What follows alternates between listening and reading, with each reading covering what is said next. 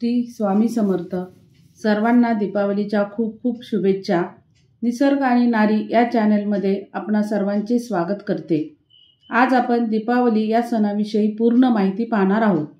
दिवाळी हा सण हिंदू धर्मातील जरी प्रमुख सण असला तरी सर्व धर्मातील लोक या सणाला उत्साहाने साजरा करताना आपल्याला दिसतात.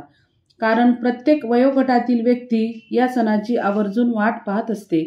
कधी न भेटलेले व्यक्ती दिवाळी या सणाचे औचित्य साधून एकमेकांच्या भेटी घेतात. या सणाला कुटुंबातील सर्व व्यक्ती एकत्र येतात, म्हणून हा सण महत्त्वाचा आहे. प्राचीन काळात असे मानले जाते की दीपावलीच्या दिवशी भगवान राम यांनी दुष्ट रावणाचा नाश करून सीता मातेला त्याच्या तावडीतून सोडून आणले होते व ज्यावेळी त्यांनी अयोध्यामध्ये प्रवेश केला तेव्हा तेथील जनतेने त्यांचे स्वागत दिवे लावून केले होते. तेव्हापासून दिवाळीला खरी सुरुवात झाली. आश्विन वद्य द्वादशी ते कार्तिक शुद्ध द्वितीया हे 6 दिवस या दिवाळी सणाचे असतात. हा सण साधारणपणे ऑक्टोबर किंवा नोव्हेंबर या महिन्यामध्ये येतो. हिवाळा या ऋतूचे आगमन झालेले असते. या सणाच्या वेळेस शेतकऱ्यांच्या शेतातील पिके काढायला येतात. कापूस, सोयाबीन घरात आल्यामुळे शेतकऱ्यांच्या घरात साक्षात लक्ष्मी आलेली असते. दीपावलीमध्ये वसुबारस, धनत्रयोदशी, नरक चतुर्दशी, लक्ष्मीपूजन, बलिप्रतिपदा, भाऊबीज यांचा समावेश होतो. यातील प्रत्येक दिवसाचे पौराणिक महत्त्व आहे. वसुबारस हा दिवाळीच्या सुरुवातीला येणाऱ्या दिवसाला हिंदू धर्मात खूप महत्त्व आहे. भारत हा कृषीप्रधान देश असल्यामुळे या दिवसाला अधिक महत्त्व आहे. या दिवशी महिला गाय व वासराची पूजा करतात व आपल्या परिवाराची सुख, शांती व आरोग्यासाठी प्रार्थना करतात. या दिवसापासून अंगणात रांगोळी काढण्यास व दिवे लावण्यास सुरुवात होते. गायीची पूजा करून घरात लक्ष्मीचे आगमन व्हावे अशी प्रार्थना केली जाते. अशी आख्यायिका आहे की जेव्हा देव आणि राक्षस अमृतासाठी समुद्रमंथन करत होते तेव्हा कामधेनू नावाची गाय समुद्रातून बाहेर आली. स्वर्गात राहणारी ही दैवी गाय देवांनी 7 ऋषींना सादर केली व कालांतराने ती वसिष्ठ ऋषीच्या ताब्यात आली. असे मानले जाते की वसुबारसेच्या दिवशी गायीकडून विष्णूच्या रूपाने चैतन्य भरलेल्या लहरी उत्सर्जन होतात, म्हणून जे गायीची पूजा करतात त्यांच्याकडून या लहरी शोषून घेतल्या जातात व आपल्या इच्छा पूर्ण होतात. म्हणून या दिवशी गायीची पूजा करण्याची प्रथा सुरू झाली. दुसरा दिवस धनत्रयोदशी, धनतेरस, यमदीपदान, धन्वंतरी जयंती अशा नावाने हा दिवस ओळखला जातो. या दिवशी धन्वंतरी पूजनासोबतच लक्ष्मी आणि कुबेराची पूजा केली जाते. याची अशी आख्यायिका आहे की एक हंस नावाचा राजा शिकार करत असताना दुसऱ्या राज्याच्या सीमेत जाऊन पोहोचला. दुसऱ्या राज्याच्या राजाने हंस राजाचे स्वागत व आदरातिथ्य केले. त्याच दिवशी राजाला पुत्र झाला. 5वीच्या दिवशी सटवाईने भविष्य सांगितले की लग्नाच्या 4थ्या दिवशी तो मरेल. हे ऐकून राजा व्याकुळ झाला. राजपुत्राचा विवाह झाल्यानंतर त्याचे प्राण घेण्यासाठी यमराज तेथे गेले. लग्नाच्या 4थ्या दिवशी सर्पदंशाने त्याचा मृत्यू झाला. त्यावेळी एवढ्या आनंदाच्या दिवशी अनर्थ कोसळलेला पाहून यमराजालाही दुःख झाले. असा प्रसंग कोणावरही येऊ नये म्हणून त्यांनी धनत्रयोदशीपासून 5 दिवस जो दीपदान करेल त्याला अपमृत्यू येणार नाही असे सांगितले. म्हणूनच हा दिवस साजरा केला जातो. घरी अपमृत्यू येऊ नये म्हणून संध्याकाळी घराबाहेर यमराजाच्या नावाने दिवा लावला जातो. या दिवशी उत्तम आरोग्य मिळावे यासाठी धन्वंतरीची पूजा केली जाते. तसेच या दिवशी खरेदीही केली जाते. दिवाळीचा पहिला दिवस म्हणजे नरक चतुर्दशी. अभ्यंग स्नानाचे महत्त्व या दिवशी खास आहे. पहाटे लवकर उठून उटणं लावून स्नान केले जाते. उटणं लावून आंघोळ करणे म्हणजे शरीरावरून मल काढून शरीर शुद्धी करणे. हिवाळा ऋतू सुरू झाल्यामुळे त्वचा कोरडी पडते. तिळाचे तेल व उटणं लावल्यामुळे शरीरातील स्निग्धता टिकून राहते. तसेच या दिवशी घराबाहेर कारेट ठेवून अनिष्ट शक्तींना पायाखाली चिरडले जाते आणि मोठ्याने गोविंदा गोविंदा असे म्हटले जाते. याची अशी कथा प्रचलित आहे की पुराणानुसार नरकासूर नावाचा एक असुर होता, ज्याचा जन्म पृथ्वीच्या गर्भातून झाला होता. पुढे त्याला प्रागज्योतिषपूर या राज्याचा राजा म्हणून भगवान विष्णू यांनी घोषित केले. माया या राजकुमारीशी त्याचा विवाह झाला. नरकासुराचे आयुष्य व्यवस्थित व्यतीत होत असताना बाणासुराच्या दुष्ट संगतीत तो अडकला.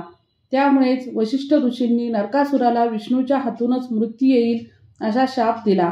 या शापातून वाचण्यासाठी त्याने ब्रह्मदेवाला प्रसन्न करत त्याचा कोणाकडूनही वध होणार नाही असा वर मागून घेतला.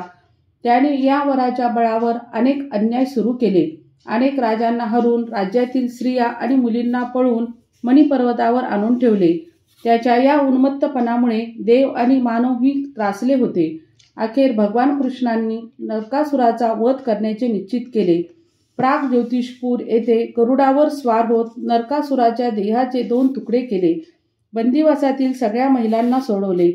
त्यांना कोणी स्वीकारणार नाही म्हणून श्रीकृष्णाने 16,000 कन्यांशी विवाह केला. या पराक्रमाची आठवण म्हणून नरक चतुर्दशी साजरी केली जाते. दिवाळीत लक्ष्मीपूजनाला विशेष महत्त्व आहे. व्यापारी वर्ग हा दिवस मोठ्या उत्साहात साजरा करतो. लक्ष्मीचा वास आपल्याकडे कायम राहावा, घरी असलेला पैसा अडका टिकून राहावा यासाठी हा दिवस मोठ्या श्रद्धेने आणि उत्साहाने साजरा केला जातो. लक्ष्मीपूजनाविषयी अशी श्रद्धा आहे की शरद पौर्णिमेच्या दिवशी झालेल्या समुद्रमंथनातून लक्ष्मीची उत्पत्ती झाली. म्हणजे कोजागिरी पौर्णिमा लक्ष्मीचा जन्मदिवस म्हणून साजरा केला जातो. तर कार्तिक अमावस्या हा दिवस काली मातेचा असतो. पण बदलत्या काळानुसार कार्तिक अमावस्येला काली मातेची म्हणजेच लक्ष्मीची पूजा केली जाते. तेव्हापासून दिवाळीत लक्ष्मीपूजनाची प्रथा रूढ झालेली दिसते. लक्ष्मीपूजन झाल्यानंतर येणाऱ्या कार्तिक शुद्ध प्रतिपदेला बलिप्रतिपदा असे म्हणतात. अर्थात दिवाळी पाडवा या नावाने ओळखला जातो.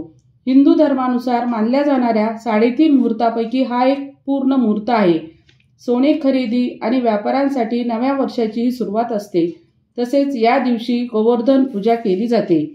याविषयी अशी आख्यायिका आहे की असुरांचा राजा बळी भक्त प्रल्हादाचा नातू होता. राक्षस कुळात जन्म घेऊनही तो अत्यंत चारित्र्यवान, प्रजाहित दक्ष, दानी व विनयशील होता. त्याचा दानशूरपणा हा त्याच्या ठायी असलेला सगळ्यात मोठा गुण. त्याच्या या वाढत्या शक्तीच्या प्रभावाने त्याने देवांचाही पराभव केला. त्याचा पराभव करण्यासाठी भगवान विष्णूंची निवड करण्यात आली. बळीराजाने एक यज्ञ केला. या यज्ञानंतर दान देणे गरजेचे होते. हे दान देण्यासाठी भगवान विष्णूंनी वामन अवतार धारण केला आणि बळीराजासमोर उभे राहिले. वामनाने बळीराजाकडे 3 पावले भूमी मागितली. बळीराजाने वचनाला जागून दान देण्याची तयारी दाखवली.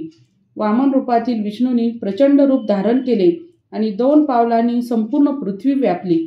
आता 3रे पाऊल ठेवायला जागा नसल्यामुळे बळीराजाने नम्रपणे वाकत आपले मस्तक पुढे केले. बळीराजाच्या डोक्यावर पाय ठेवत त्याला पाताळ लोकात पाठवत तेथील राज्य दिले. तो गर्विष्ठ असला तरी दानशूर आणि क्षमाशील होता.